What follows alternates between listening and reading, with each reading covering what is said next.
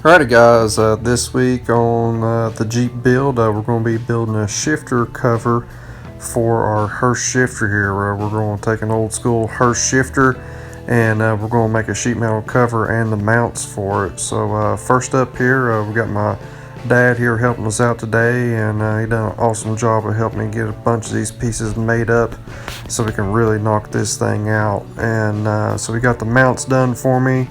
And then while he was doing that, I was working on this sheet metal case here. So basically what we're doing is we're just kind of making a cover here. So I'm going to use a couple different tools here, so let's get after it. So first up, you see us using the step shear.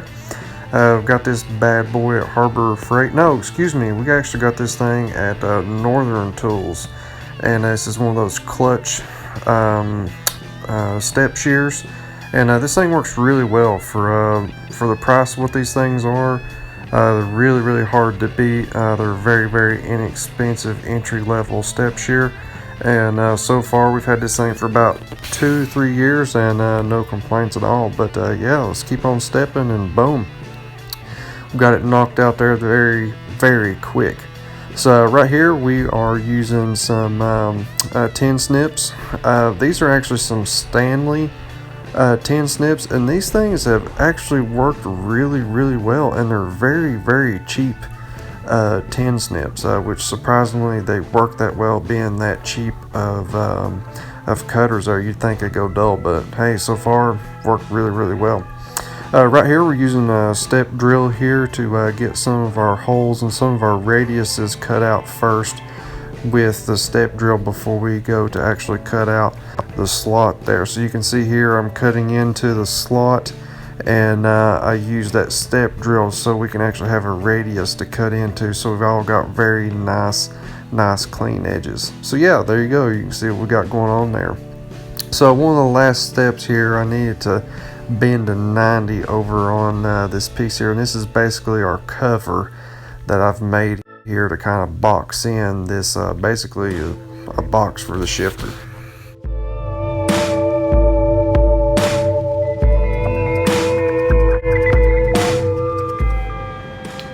Using some shrinker and stretcher right here, I think we're right on the last little bit here. Let's test this out. I think we got it to fit. Take this just like this. Oh yeah.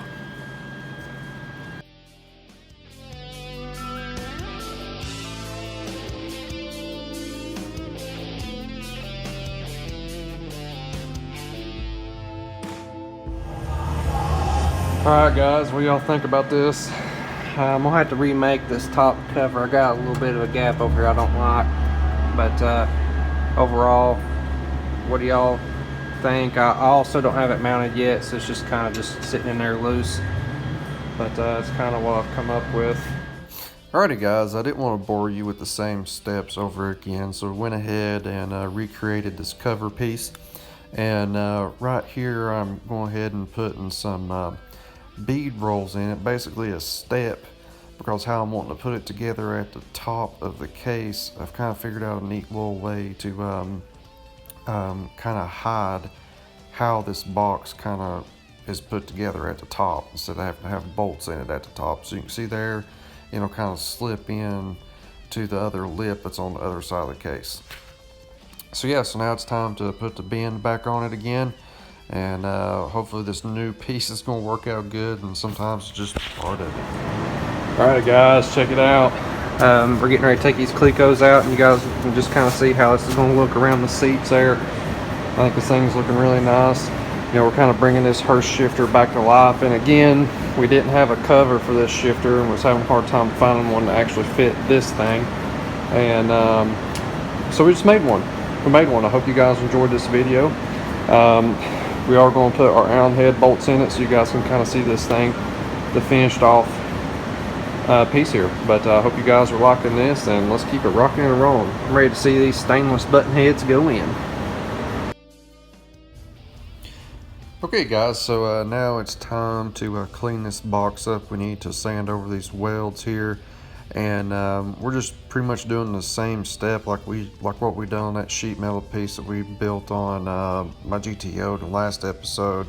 You take a grinder and you grind the top side down, and you try to hold the grinder as flat as you can, and you're basically making a sharp edge, basically a 90-degree edge. So you'll sand the top and then you'll sand the sides, and once you've done that, you then can go back over that edge and basically make a radius in, and it actually makes a really nice part at the end of the day. And you know, especially on sheet metal stuff, it's extremely hard to weld sheet metal, especially if it's a long weld, and actually make it look nice and clean.